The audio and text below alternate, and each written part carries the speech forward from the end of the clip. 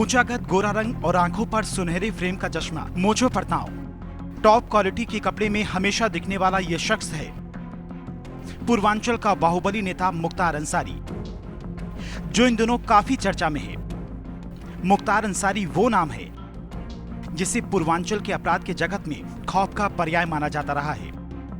1988 में मुख्तार अंसारी के खिलाफ सबसे पहला 302 यानी कि हत्या का केस गाजीपुर कोतवाली में दर्ज हुआ, जिसका मामला कोर्ट में ही चल रहा था कि वाराणसी के कैंट थाने में हत्या का दूसरा केस मुख्तार पर दर्ज हो गया।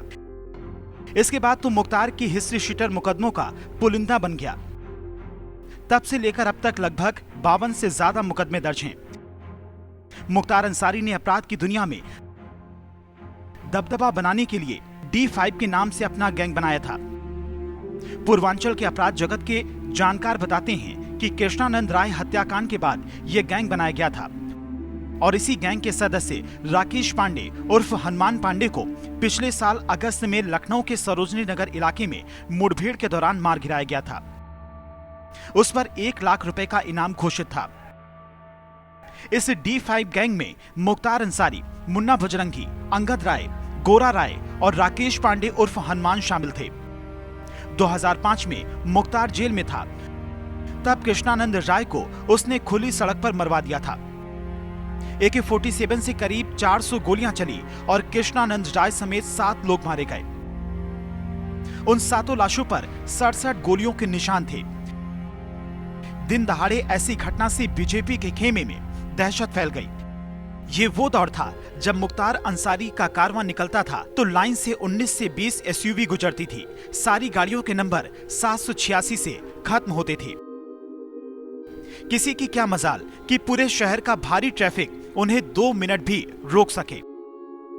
और इन इलाकों में पान चाय की दुकान पर बैठे चाचा लोग बता देंगे कि मुख्तार अंसारी जब चलता था तो बॉडीगार्ड समेत अपने पूरे गैंग में सबसे लंबा दिख जाता था। पॉलिटिकल करियर की बात करें तो मुख्तार अंसारी की शुरुआत भी गैंग्स ऑफ वासीपुर की टाइप ही थी।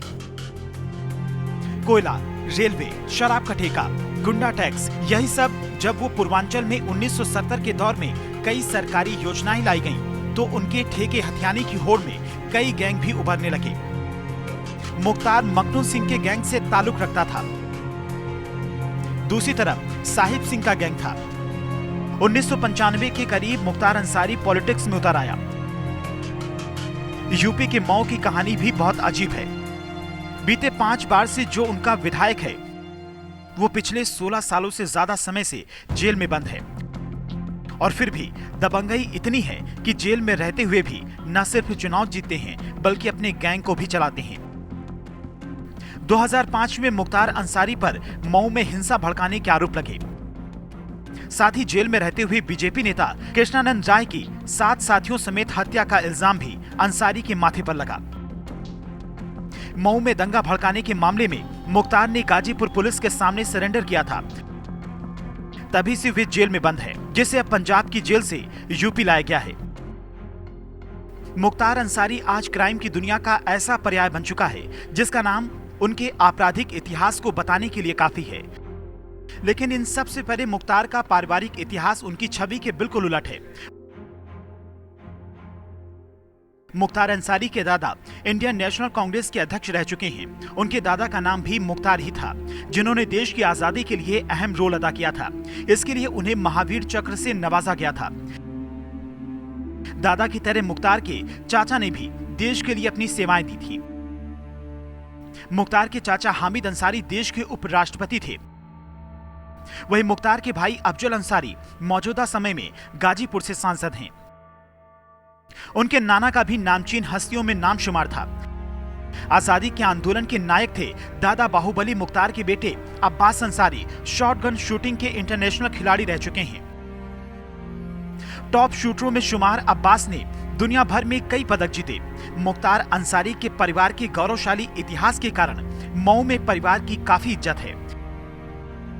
खानदानी रसूख की जो तारीख इस घराने की है वैसी शायद ही पूर्वांचल के किसी खानदान की हो।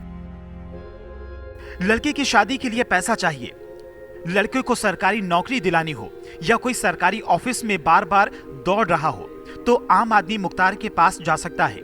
और तो और लड़की की शादी में दुल्हा कतरा रहा हो तो दुल्हा उठवाने तक का काम मुख्तार से हाथ जोड़कर करवा सकता था। बुनकर उद्योग के सामने सबसे बड़ी चुनौती थी भारी बिजली कटौती। मुख्तार ने इस मामले को सीरियसली लिया